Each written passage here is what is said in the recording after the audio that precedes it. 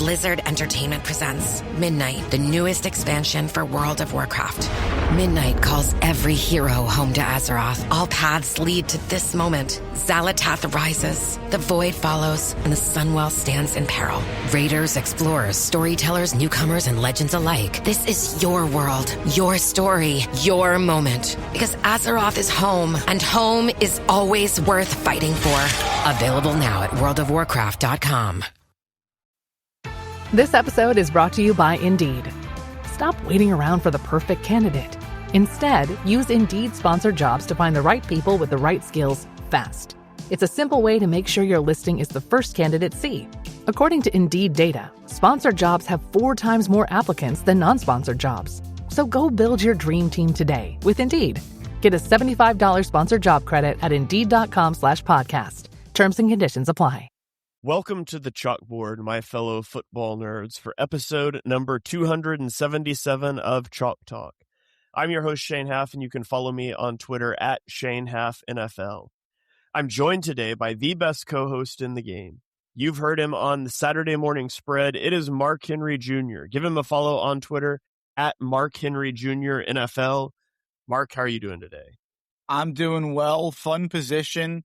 Deep position in this draft, position the Eagles need, as we'll talk about potentially. So, definitely one to keep tabbed away here. Yeah, absolutely. We are on to the defensive side of the football. We have not covered all the offensive positions. Again, we're kind of jumping ahead, so we're not covering stuff the same time the Birds of the Round Table guys are. So you can sort of get a snapshot in time throughout the draft process. So we are on to edge rushers today, and we're going to work our way through the defense, and then we'll circle back to offense. But if you missed either of our first 2 episodes, we ranked the top 5 quarterbacks in the NFL draft, not particularly important for the Eagles. And we ranked the top 5 tight ends, which could potentially be very important for the Eagles. But we're on to another position that is important for the Eagles, and that is edge rusher. And so we're going to give our top 8 edge rushers today, expanding it a little bit because, as Mark said, this is a deep draft class, and there's a lot of guys that are going to go in the first round in the top 100 out of this draft. And so we're going to talk about a lot of those guys. It's also a position the Eagles could very well be targeting, and we'll talk about that along the way. And so we will give our rankings number 1 to number 8. Mark, I'll kick it over to you first. We both have the same number 1. Talk to me about him. Yeah, Arvell Reese, which is also an interesting discussion because he's listed as a linebacker mostly when you go look at, PFF Mock Draft Simulator, things like that, a lot of tools that people use.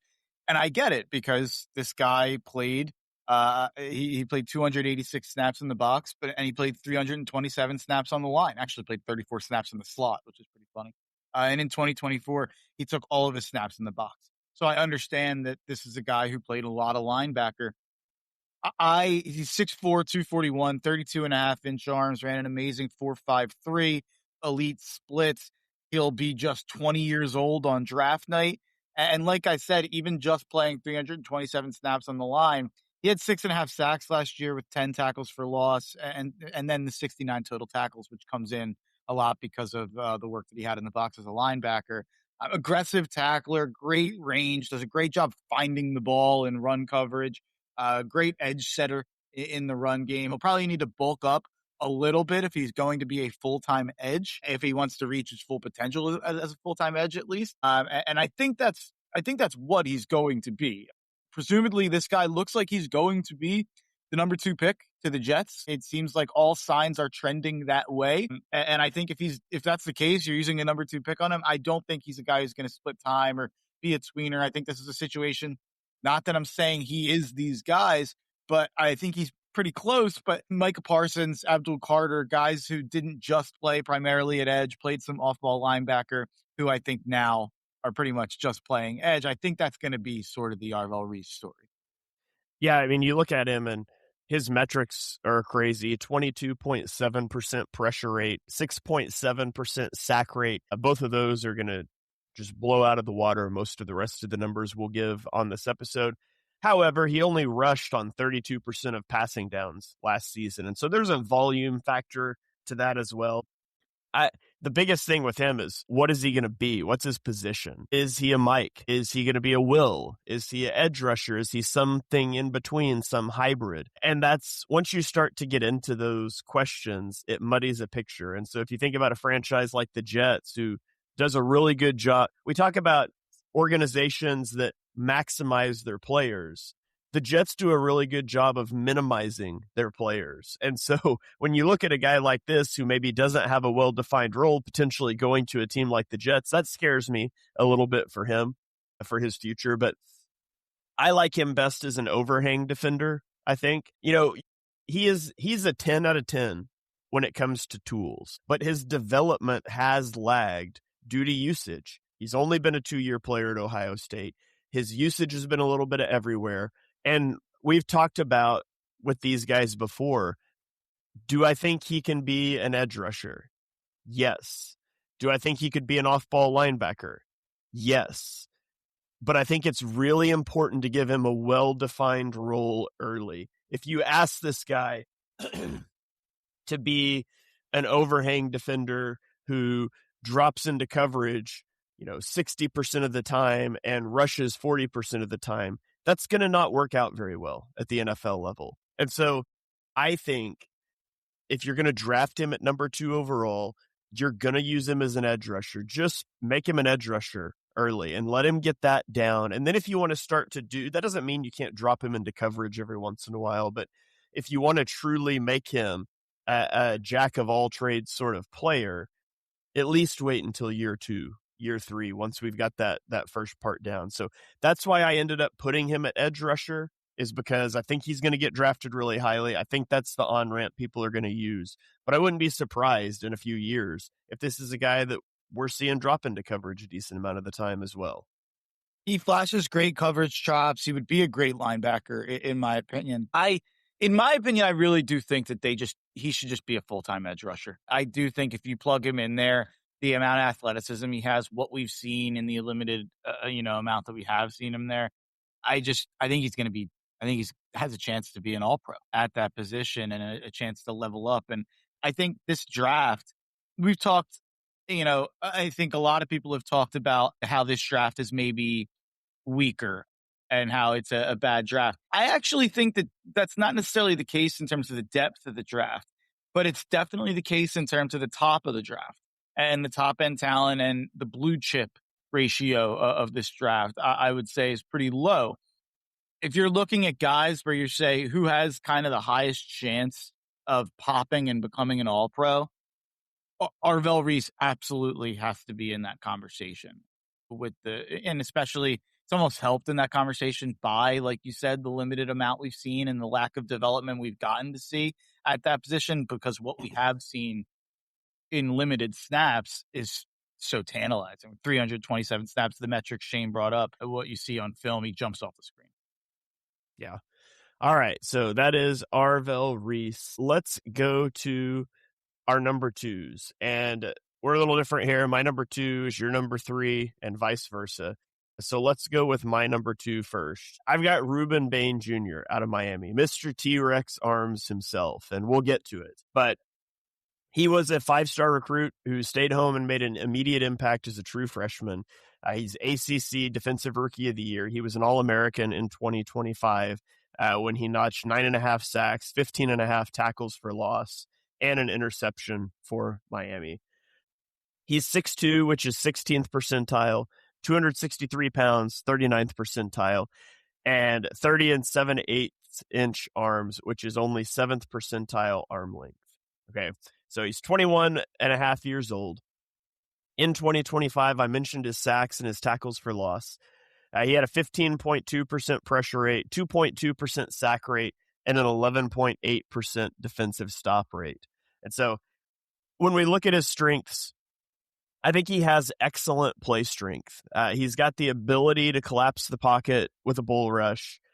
He's got good size. I like that. I mean, he's on the shorter side, but 16th percentile height, 39th percentile weight. So he's well built and proportioned for his size. He's a strong edge setter in the run game. I think he anchors well and plays with good leverage. I think he can hold ground against combo blocks from offensive tackles and tight ends trying to work to the second level. He's got really good hand placement as a rusher. He's versatile in how you can use him, how you want to align him as an edge. And he's a high motor player. He does lack like the elite ankle flexion to just bend around the arc consistently. And when you're talking about a guy that's got such short arms, your margin for error starts to shrink. I do think he's still working on counter moves off his pass rush. It's worth mentioning he's very young. He's only going to be 21 and a half on draft night, but he needs to work on the timing of his hand strikes. And there's a lot of times I don't think he stays gapped out in the run game. He'll freelance a lot of times, and he does it with success, but he also gives up contain to running backs who are good at setting up defenders, and you're going to see more of that at the NFL level. And I also just don't think he has the most explosive step off the line. I think he wins more with power. And so the question with Bain, a lot of it comes down to the arm length conversation that we've been having. He's going to be off a lot of teams' draft boards just because of his arm length. I think it's he'll have the shortest arms for an edge rusher in the first round since 1999, is what I heard online. And so that's an issue. Now, there is a lot of, he's played with that and he's learned how to deal with that. And he was still a really impactful player at the collegiate level, but there's also an element of your leveling up in competition. So it's always dangerous to bet on an outlier. And some of the measurables and things are kind of dumb. It's like, oh, we're out on this receiver because he ran a 4.55 40. Maybe that doesn't matter as much. Arm length matters. It does matter for edge rushers. And so, I think it's fair for teams to have him falling down their board. And, we're going to find out. But it is a bet on an outlier, and I'm generally hesitant to do that. I was surprised to see. I was expecting something interesting here for people out there. I kind of start putting together my not my full big board, but I start kind of stacking positions and stacking guys around Thanksgiving. And when I really start diving in, and by Christmas, I have a pretty good idea of what I'm looking at. I start to have ideas of what ways Shane is going to go. And with the arm length thing, because Shane very much talks about outliers and not wanting to bet on outliers, I thought Shane was going to be out on Bain. But it surprised me when he sent over that he was Bain over Bailey. But the Bain thing is interesting. I mean, it almost feels like it's not worth talking about any of the conversation besides the arm length. Like, because you look at the film, you look at the stats, you look at the metrics, you look at the pass rush, you look at the run defense. That's a top 5 pick. I mean, that's a guy that it doesn't seem like the arms affect him as much as it should, or even at the college level. And I know that that's different at the NFL level, but if you told me that the guy had 32-inch arms or whatever would get him out of, the basement of, outlier range, and not even average, but below average, but not an outlier length arms. And you told me, like, here, go watch the film. I don't think I would question the arm length really. Once you know about it, you start looking for it and things like that. But it's and another interesting thing out there. Is it possible that, and I know it's funny because it's a different position, but Will Campbell last year goes 4th overall and obviously really struggles down the stretch. And a lot of that was attributed to arm length. And I know different position, offensive tackle, but they're the ones blocking the defensive end. There's a reason that the arm length matters for one and the other. Do you think that kind of the Will Campbell thing like, let's say the Patriots lost in round 1 and he would have been fine or whatnot, a disaster, whatever. I don't know if the spotlight is shown on arm length necessarily for the tackle DN thing the way that it was nationally with Will Campbell.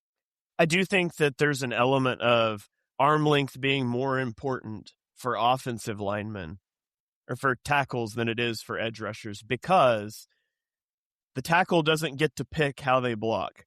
They got to block whatever comes at them, where the edge rusher does get to pick the moves that they're going to throw. And I think there's moves, and I mean, some of Bain's go-to moves, his club move, his hump move, those those don't magnify his arm length issues. They allow him to get in a little closer. In fact, you could maybe make an argument, and I've seen this argument made, that shorter arms are advantageous for those. And so he's a problem solver that's already figured out some of the issues there and how to negate them. And so I do think it's important. I do think it's more important for tackles than it is for the pass rushers, though, because they can kind of work around it better. Yeah, no, I agree with that, and I wanted to flash this comp up there for another guy with kind of undesirable measurables, but even he had kind of a half-inch bigger arms, and people are saying that I guess percentage-wise did make a difference from Bain to Ingram in this comp, but there is definitely a lot of Melvin Ingram to Reuben Bain. Yeah. All right, so that is Reuben Bain. Let's go to your number 2. He's number 3 for me. Talk to me about David Bailey.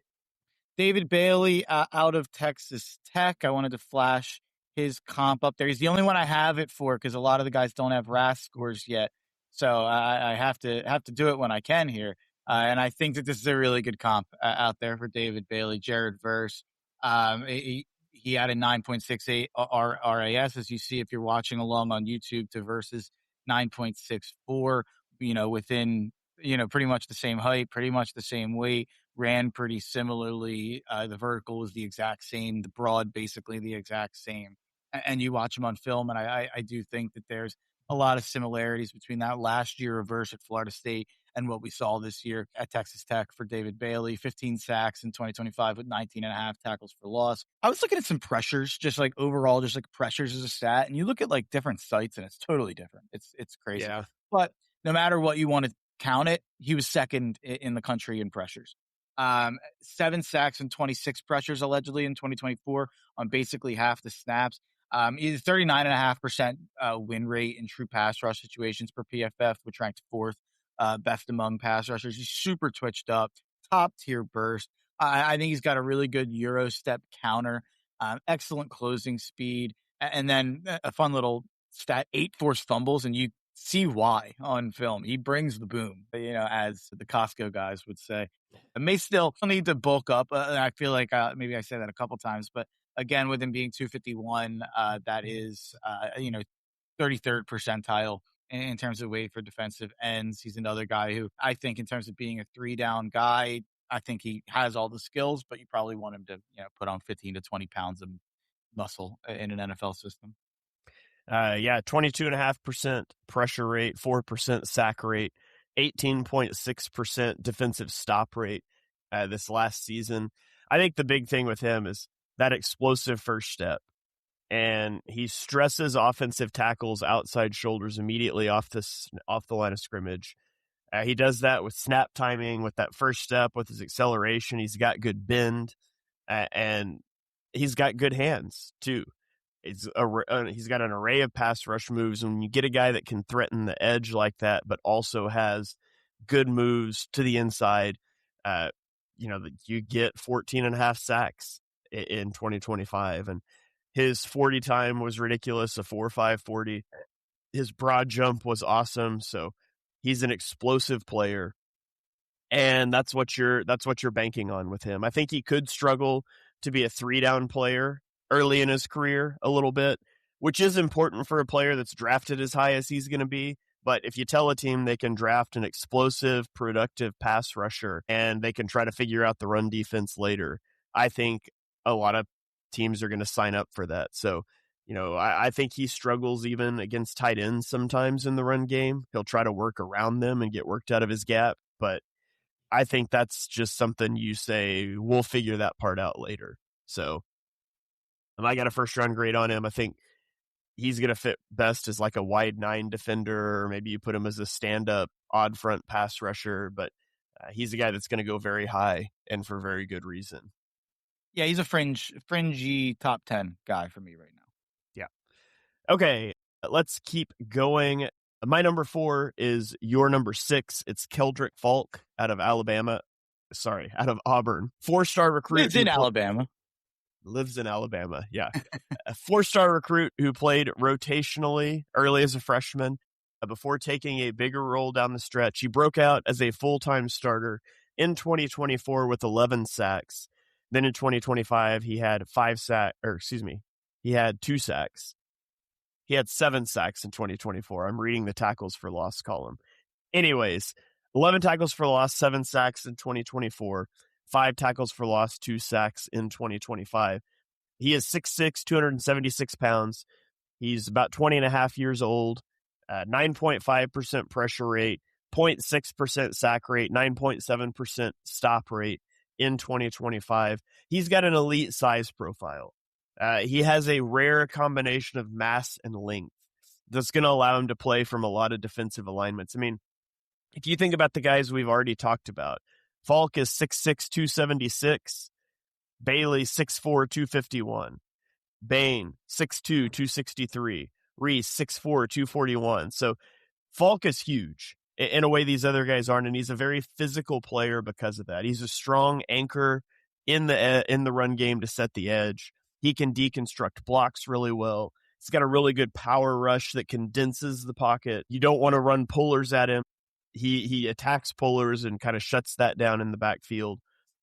I will say, it's funny. We talk about I feel like I do this almost any time that one of my pros is the guy's size. One of my weaknesses is always his pad level. You're taller, your pad's going to come up. It gets a little easier to get under him and get forklifted over. And so I do think he can be out leveraged due to his pad level at times. His height works against him here, but it's not all size. There's some technique things he could do to get lower and kind of mitigate that. As with bigger guys, usually he has limited bend, and so that's going to reduce his ability to consistently win around the arc. And he doesn't have the most explosive first step, so he's kind of the anti-Bailey, right? He's almost the opposite in every way. He doesn't have a lot of tools in the toolbox as a pass rusher yet. He is mostly going to try to bully you and push the pocket, and he lacks some of that lateral agility. So I think this is a guy that you want more in an odd front, as like an odd front, 4-eye technique. I think you could play him in even fronts on the outside, and you maybe not as a wide 9 guy, but you're going to keep him tight to the line of scrimmage. You're maybe going to kick him inside on pass rush downs, but I do think he's got 3-down ability immediately, where that's a work in progress for some of these guys. He's just kind of the flip side of the coin. We're trying to work some of the pass rush things, and we're trusting the run defense is really solid out of the gate. He's just when you say the bend, for me, there's he's such a limited bender. He's so clunky. He ran a couple of the drills, and people were tweeting it out, and he's such a clunky mover, and that makes me nervous. He's a great run defender.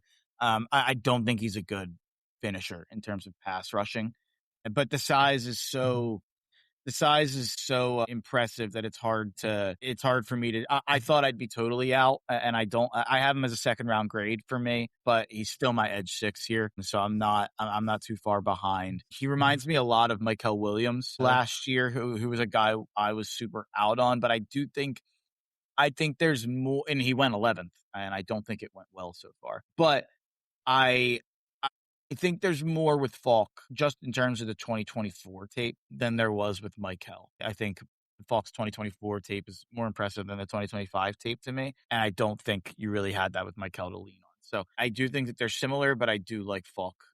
Yeah. All right. Let's keep rolling then. Mark, your number 4 is my number 8. Sorry, I actually think he's number 7. Yeah, my number 7. Talk to me about Akeem Mesidor.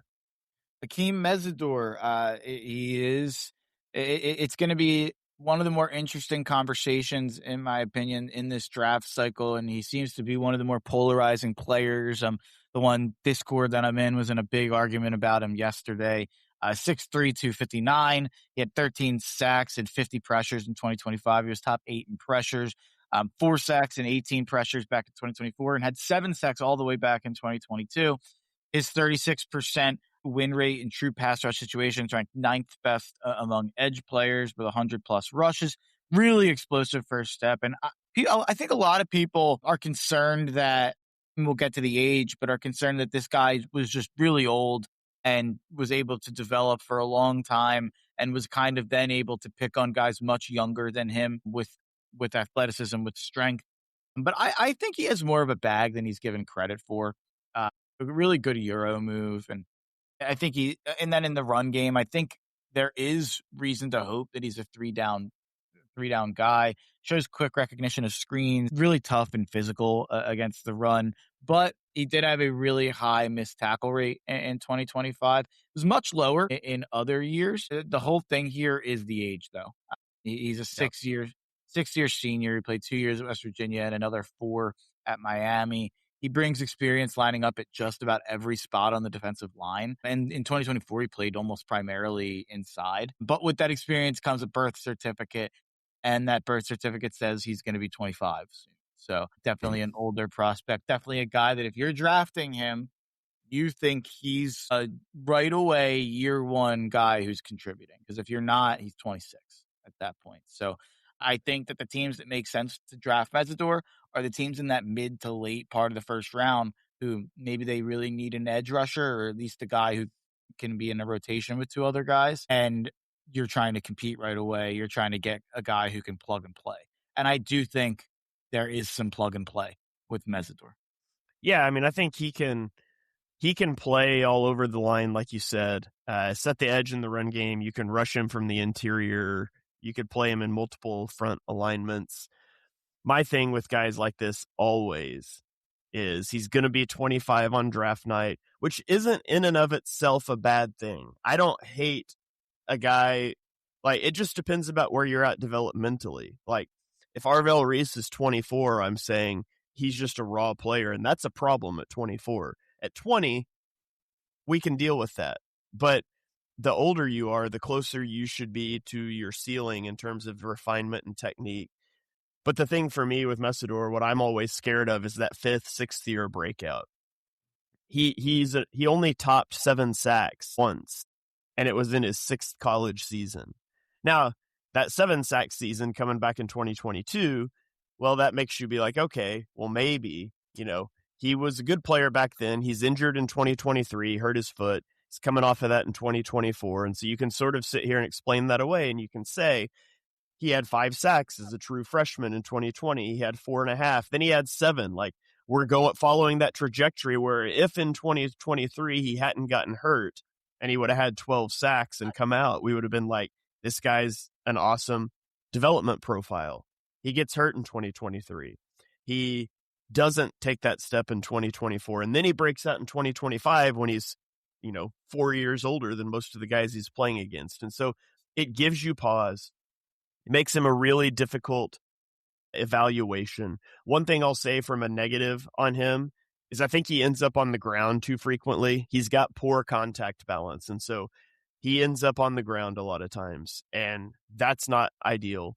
I think he's a little overly reliant on his initial burst off the line and then power to win. And again, when I see you being a little underdeveloped in terms of your pass rush tools after your 6th college season, that concerns me. What he is what he is, pretty much, I think. Yeah. And so I'm with you. I put a 2nd round grade on him. And, I think if you're taking him in the early 2nd, he's probably going to be a good player at that position. He's just not a guy that I would love to be taking in the 1st. If you're like 30, 31, 32, then maybe if you just really need an edge rusher and that's what I think he's going to come in and be solid. He's going to be probably better as a rookie than some of these guys that I have above him, for sure. Yeah. It's just about, he's probably 98% of what he's ever going to be. And I think there's room for these other guys to grow, and that's where it starts to get tricky to project. Yeah, I had him as a fringe top 20-ish guy. Initially had 23 first-round grades when I went through it, and he was one of them. And part of it is I'm going to discuss a guy up next, so I have a 2nd-round grade on, and I'm kind of comparing them, and I'm like, do I really like Mesidor that much more? There's part of me thinking that he probably ends up being one of my top-ranked 2nd-round grades, probably still within the top 25, but a technical 2nd-round grade. Yeah. All right, let's keep rolling. We'll go to my number 5, a guy that is not in your top 8. It's Cassius Howell out of Texas A&M via Bowling Green. He was a 3-star recruit who barely played his first 2 years at Bowling Green. before having a good year in 2023. He had 10.5 tackles for loss, 9.5 sacks. Then he transferred to Texas A&M. In 2025 at Texas A&M, he had 14 tackles for loss, 11.5 sacks. He is 6'2", 253 pounds. He ran a 4.59 40. His date of birth, for some odd, you get this with a few prospects every year. His date of birth is ambiguous, so I'm not exactly sure how old he is, but he's going to be an older prospect because he was in college for 5 years. He had a 13.7% pressure rate, 4% sack rate, and 9.1% stop rate in 2025. So I think Howell has a quick first step.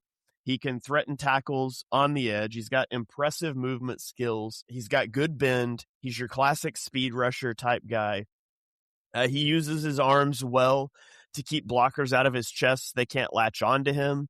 He also does a good job of getting his hands up into passing lanes when he's not going to be there or be able to get home.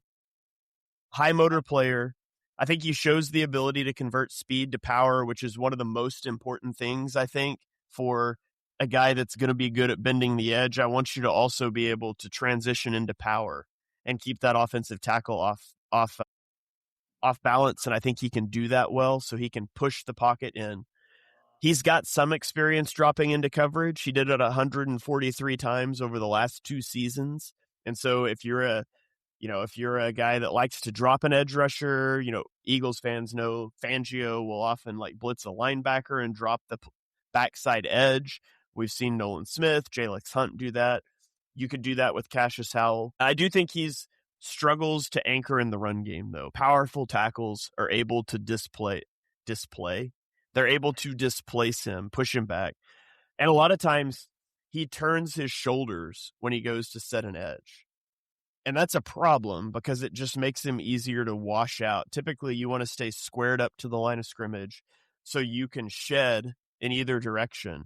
And he tends to get those shoulders slanted. And so it makes it easier to really lock him down. That's a big issue, especially for a guy that's also got that weaker anchor. I don't think he has a reliable secondary pass rush move. We're either going to go run the arc or we're going speed to power. I'd like to see him develop some more of that. And again, he's a 5th-year player, so you would like to see that more well-refined. And he's got inconsistent pad level as well. So this is a guy that I think projects best into an odd front as like a stand-up linebacker. He's primarily going to be a pass rusher. I'm not going to call him a hybrid, but I do think he's a guy you can also drop at times. So that's where I was at on Cassius Howell. He was just outside your top 8, correct? Yeah, he's 9 for me. He was a guy I was higher on earlier in the process. There's too many red flags for me. I'm at the point now where I have too many things that make me nervous, and he's not an outlier I'm willing to bet on. Because the arm length thing we talked about with Ruben Bain, his arms are significantly shorter than Ruben Bain, so like a half inch shorter. And Ruben Bain would be the first one since 1999, and Howell's are shorter. So, and then you combine that with him being, a player who played at Bowling Green for a while, and then finally had to switch and had a late breakout and an old prospect, and I just the lack of length and is the big thing for me. But enough other red flags have popped up that I've kind of dropped him precipitously. He was a guy I thought would be a first-round grade for me, to be honest, watching in college. But the more I've kind of dug in, the less I've liked. All right, let's keep rolling then. Mark, talk to me. Who do you have at number 5? This guy has a potential to be a my guy for sure. Zion Young from Missouri, 6'6", 262. With 33-inch arms, 8 sacks with 32 hurries in 2025. He only had 3 sacks in 2024, but a similar pressure rate. Transfer from Michigan State to Missouri. His go-to move is his bull rush, which is lethal. He gets underneath the pads of opposing tackles, keeps churning, and sometimes will just shove the tackle into the quarterback, which is a classic Reggie White move that you used to see back in the day. Also has a good cross chop move as well, and flashes a lot of potential on the interior as a rusher in sub packages. His quickness gives guards a lot of problems, especially at his size.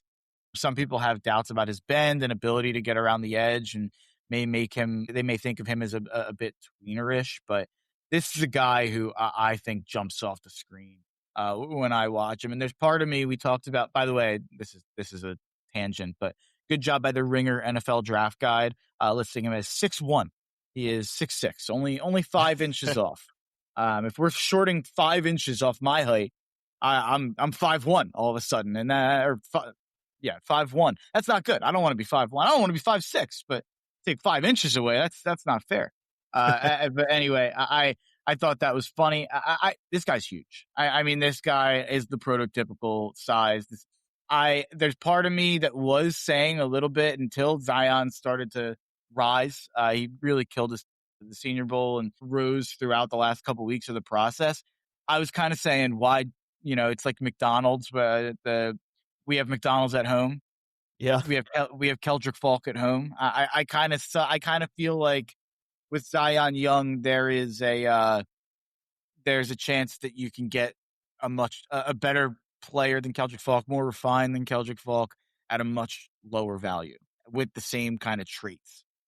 So that was why I ended up bumping Young above Falk. But now seems like Zion Young's a first rounder. Seems like there's a lot of buzz that apparently New England is in love with him. Apparently San Fran really likes him as well, but apparently has a lot of fans out there. He was top 15 in pressures nationally and more of a power rusher at this point, and needs to build out more moves. But I feel like the one or two moves that he does have worked really well. Yeah. One thing I'll mention on him, I think he's a guy that interviews are going to be important with, because he was involved in a fight in the tunnel after a rivalry game as a freshman and pled guilty to misdemeanor assault charges. And if that's all, this is not a legal advice podcast. To be fair, I'll just stand up. The fact that fight resulted in legal issues, in my opinion, is a joke. A fight in a football game should never be like legally punishable. I don't care that it happened in the tunnel. Let's be serious. I mean, Michigan, I remember years ago, like a guy taking his helmet off and using it as a club. I got no problem with that. That's not what happened here. To be clear, but I'm pushing back on that. It should never result in legal. I guess never strong.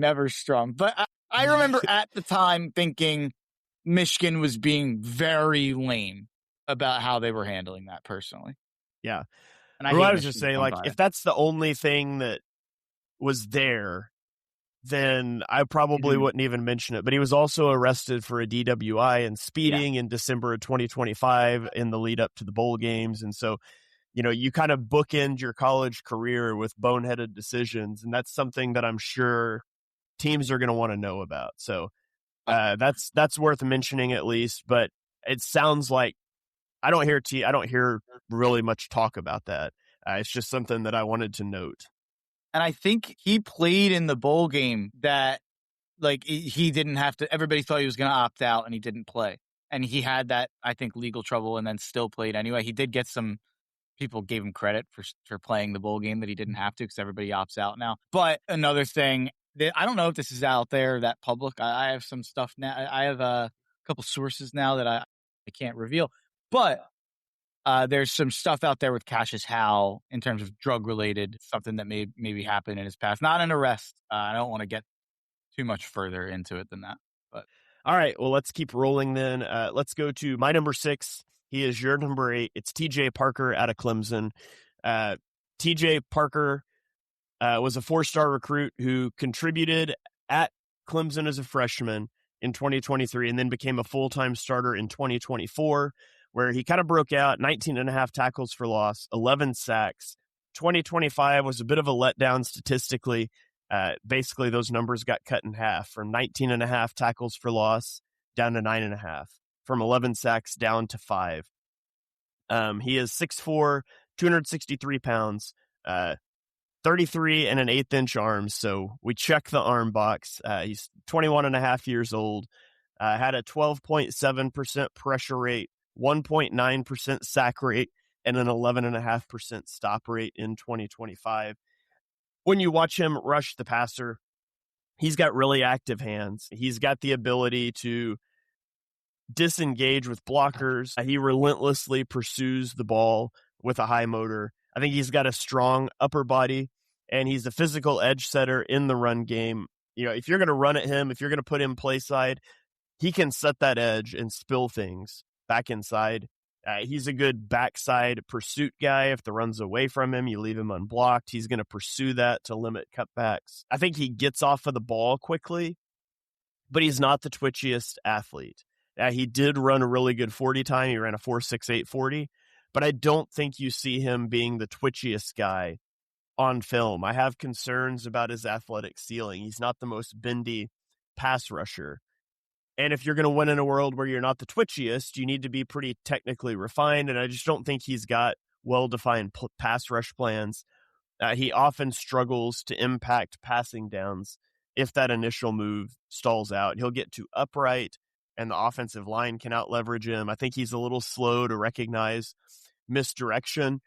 And I don't think it's that he played worse in 2025, but I think teams paid more attention to him, and his production dropped, and he didn't have maybe the best answers. So I think he is a high floor 3-down player, but I think there's questionable upside there, maybe with TJ Parker. I don't think this is a guy you're going to draft that's going to be off your team in 2 years, but I also don't think he's a guy you're going to draft that's going to be a double-digit sack guy in 2 years either. It's tax season, and at LifeLock, we know you're tired of numbers. But here's a big one you need to hear. Billions. That's the amount of money in refunds the IRS has flagged for possible identity fraud. Now here's another big number. 100 million. That's how many data points LifeLock monitors every second. If your identity is stolen, we'll fix it guaranteed. One last big number. Save up to 40% your first year. Visit LifeLock.com/podcast for the threats you can't control. Terms apply. Kraft Mac and Cheese is better than 90s hip-hop. We'll remind you of your childhood without making you feel incredibly old. Kraft Mac and Cheese. Best thing ever. Yeah, limited range of outcome player, probably. And I guess defenders of his would probably point to his athleticism and say maybe there's some more potential than we're giving him credit for. But I'm right with you. And there's also some off the field stuff with him, and it feels like I hate doing that. I hate kind of talking about the off the field and injury stuff because it's just like we're guessing so much based on rumors, and I think so many of those rumors are I don't know. It's always I always like to try to keep it on the field. But TJ Parker, there was some stuff that last year at Clemson was a disaster, and it was a disastrous season from Clemson. They were a team expected to compete for a title that went like, I don't even know, 7-5. But it was a disastrous season. And I think there was a big moment on the sideline where Dabo was like yelling at him, and he like basically just like walked away from Dabo and like wouldn't listen. And I think that like the defensive coordinator had to try to corral. It was a bad season at Clemson, so you don't want to, punish the guy too much for being emotional in a bad loss or whatever the case may be. But there was some stuff out there that I think interviews probably matter for him as well. Yeah. All right. Let's keep rolling. Let's see. We are I think it's your number 7, Mark. Who do you have at number 7? Derek Moore. Derek Moore, this is a fast riser, older prospect, senior, 23 years old. But he's a three-year contributor at Michigan, really productive. He had 10 sacks and 10.5 tackles for loss in 2025. He had 41 pressures and 3 pass deflections. Really does have a good knack for getting a hand up there, which is something I always like. 2 forced fumbles on the year. He was really, really good at just in terms of getting to the quarterback. 36% win rate, top 10 in true pass rush situations. I think he has really, really good burst off the line. I think the athleticism, it pops off the screen, active hands, his feet stay churning. He does not miss tackles. He has a big tackle radius. If you come near him, I feel like he's going to bring you down. I think he's an excellent run defender, excellent edge setter, and really good in run support. The problem right now with Derek Moore is that he doesn't have a ton of moves. He doesn't have a lot in terms of how to get around you. I think he's been really powerful and really good at being able to get through you. And I still think he's going to be able to do a lot of that. But I think at worst here, you're taking it. And it's funny. This is not usually the type of guy I love, but you're taking a swing that this guy's going to be an elite run defender. I do feel that way. And I also think that there is a lot to grab onto when it comes to the pass rushing, even though he hasn't shown a ton of ability to add a ton of moves to his bag. So it'll be interesting. I've kind of fallen in love with this guy as the process has went on. And it seems like he had issues finishing sacks in 2023 and 2024. He really took a step there in 2025 in terms of finishing plays. All right. It's interesting that you're so high on him as a run defender, because I had down that I thought he was kind of inconsistent as a run defender, and that Michigan took him off the field in some key run situations. So I might need to go back and look at that one again. But that was something I noted as a weakness for him, as I was a little concerned about the consistency in the run game there. Yeah, I think that he's probably just a little too. I'm surprised that he was taken. I didn't know he was taken off the field a ton for that. I loved what I saw there. I haven't read a ton of scouting reports on more, so I don't know if I'm out on an island there. But the pass rush in terms of the bull rush is unbelievable. I think he might be one of the best bull rushers in the class. There is his that. Speed to power is really nice too. But I think you see that in the run game as well. But yeah, I have to go back and look at that as well. Yeah, we'll circle back. Circle back. I need to go look at him a little more now. It's not very often that you say something that I'm like, oh, I kind of thought totally different on that. So I'm going to have to look back at that one. Well, it's funny. I got in an argument similarly where someone in the Discord that I talk about a lot said they thought Mesidor was a dreadful run defender. I forget what the word. They were like, he's a terrible run defender. And I was like, isn't that kind of like part of the sell with Mesidor, is that he can be a 3-down guy? And like that one shocked me. So who knows? Yeah. I mean, I wouldn't say dreadful on Mesidor. I think he struggles to get off a block sometimes, but I would take him as a run defender far more than Moore for sure. But anyways, yeah, Moore was not in my top 8 either. He was outside of that top 8. So I think is that all of our top 8s? I think we've covered everybody now. Yeah. Yep. Okay, let's go. Well, let's talk about the Eagles real quick, and we'll do an honorable mention too. But when you look at the Eagles and where the Eagles are at, obviously the big thing that's hanging out there is Jalen Phillips. Is Jalen Phillips going to be an Eagle in 2025? In 2025? Goodness. In 2026, I think he is going to get a big contract. Whether that's with the Eagles or not, I'm not sure. I kind of lean that Jalen Phillips is probably going to be playing elsewhere in 2026. What's your read on that? I'm 50-50 on it. I don't have a good read. I feel like I have a worse read than ever this year. I feel like normally, and we talk about this, but normally I feel like with Eagles, you have a pretty good idea of how he's going to keep. He keeps his guys that make him look smart, I feel, most of the time, unless, situations like Milton Williams where it's just not going to be possible. It made him look really smart. Yeah, where you can't look too smart. But in terms of, I usually have a good feel for who he's going to keep. In terms of like this year and even some of the contracts coming due, I have no read right now on how, with like Jalen Phillips, with even Reed Blankenship to a less degree. I don't have a good read. And then like, is it going to be Morrow or Jordan Davis that they keep if they keep one of the two? Like I'm really more up in the air than I normally am with the Eagles all season. Yeah. So it'll be interesting to see that if they keep Jalen Phillips, Nolan Smith, Jalex Hunt, that is a solid edge rushing trio. Yeah. All of a sudden, if Jalen Phillips walks, I think Hunt and Smith are the only two guys they actually have under contract. Uche, Ojulari, Brandon Graham, Okoronkwo, they're all on expiring contracts as well. So, and even if you keep Jalen Phillips, and this is a little bit of my concern, he's been pretty injury prone over his career. You're going to need options there. And so I think, and of course, it helps that the Eagles' philosophy is building through the trenches too. In a deep edge rusher class, Eagles are taking an edge rusher in this class. There's like no doubt in my mind that they're going to do that. Now, how early they'll do that is the question. But is there anybody that we didn't talk about yet that you like for the Eagles, or maybe you don't like him for the Eagles, but it's just a guy you wanted to shout out? Yeah, a couple. These are, we talk about how Howie loves the rash chart guys, in terms of especially like day 2, day 3. But I feel like especially day 2, I feel like Howie loves to take those athletes on day 2. And the 2 top RAS guys are the 2 guys that I wanted to bring up, and they're 2 guys that'll be probably in my top 60 to 70. So they're not second round grades, but kind of right outside of that. One guy is Malachi Lawrence from UCF, 6'4", 253, 40-inch vertical. He ran a 4.52. 9.9 relative athletic score. He actually compares really favorably to Josh Sweat as an athlete. Pretty similar athlete to Josh Sweat. And yeah, I think he also has been kind of a riser even before this process. He wasn't a guy who I really had my eyes on at all, to be honest with you, until he popped up a little bit before the combine as a guy rising up boards, but did have 7 sacks this year, 5 sacks the year before, 7.5 sacks in 2023.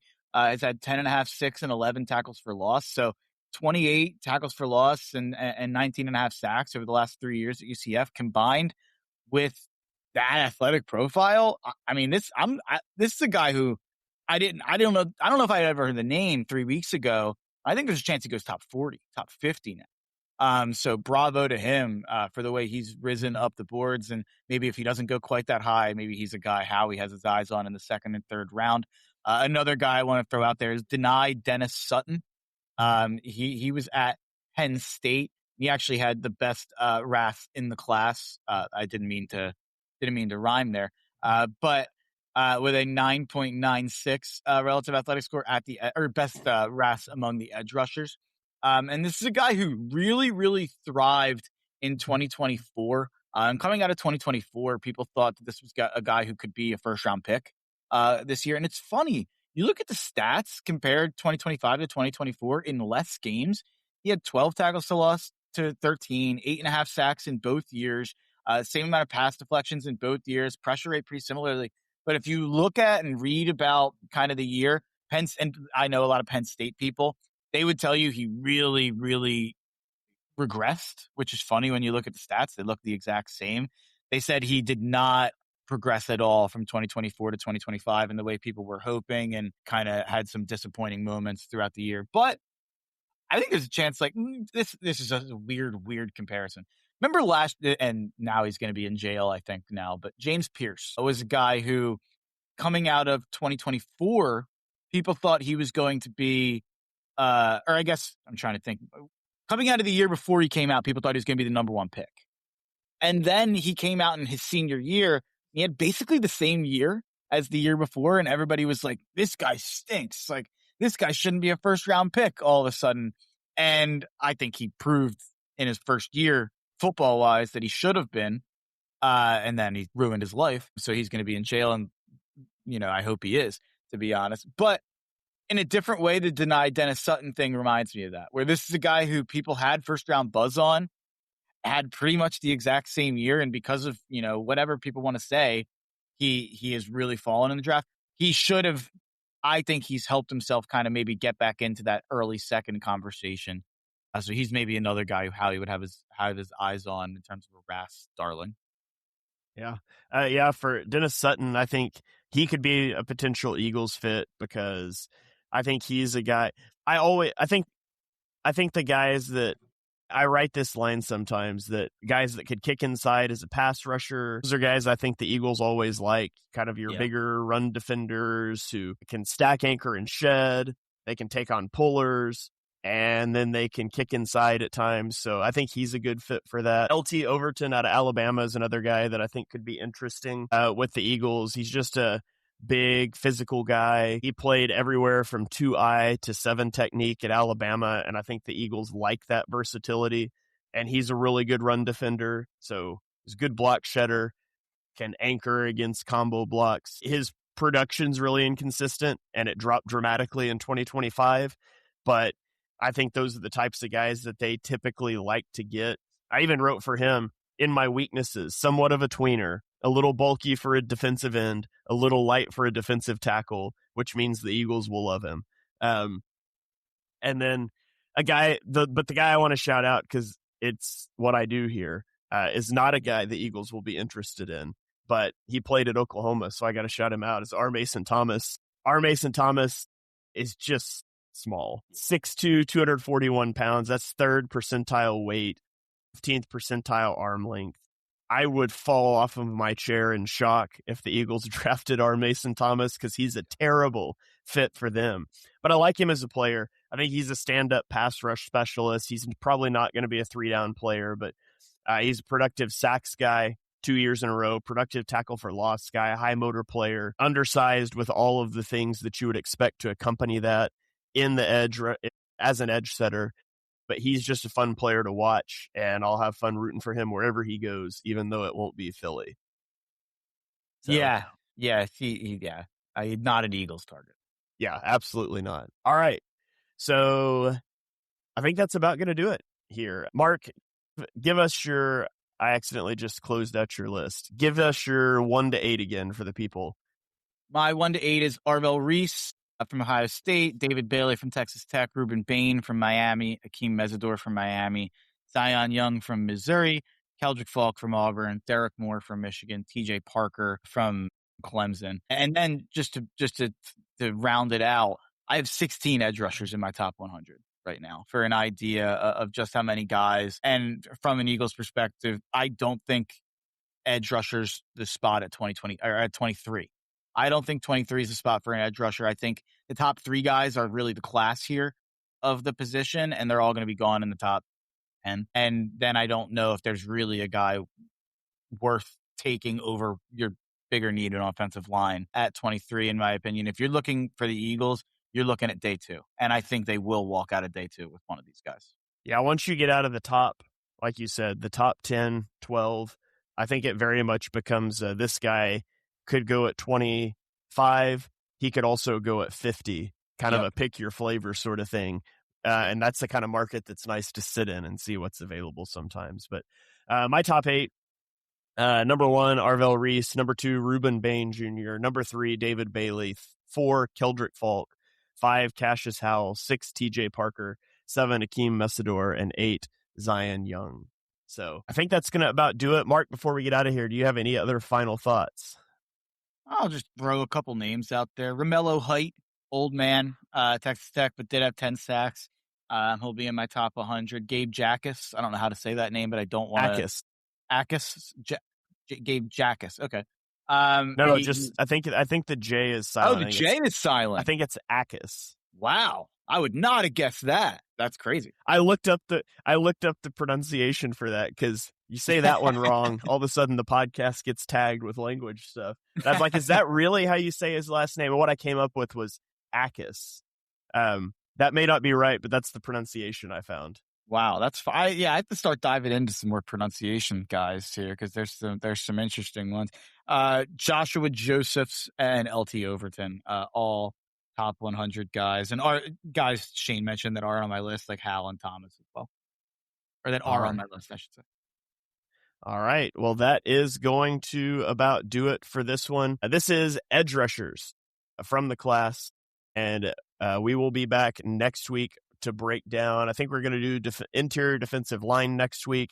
I'm not sure if we'll do 5 or 8. We'll chat about that off air, but I thank you guys for joining us for episode number 227 of Chalk Talk. If you're enjoying the draft coverage, hit the follow button, hit the subscribe button. 5-star ratings and reviews always help to get the podcast out there to others. Again, appreciate you guys for hanging with us through the off season. Once we get post-draft, we'll be diving into some of the fun off-season topics we do every year. So if the draft isn't your thing, I mean, we hope you give us the downloads and the listens and you just enjoy our wonderful personalities. But if not, be sure you check back in with us post-draft time. This is not me giving you permission to just tune us out for 2 months. But hey, you do what you got to do if the draft isn't your thing. You can follow us on Twitter. We'll be chatting about draft stuff and various other topics throughout the off-season. I am on Twitter at Shane Half NFL. He is at Mark Henry Jr. NFL. And we will catch you guys next time.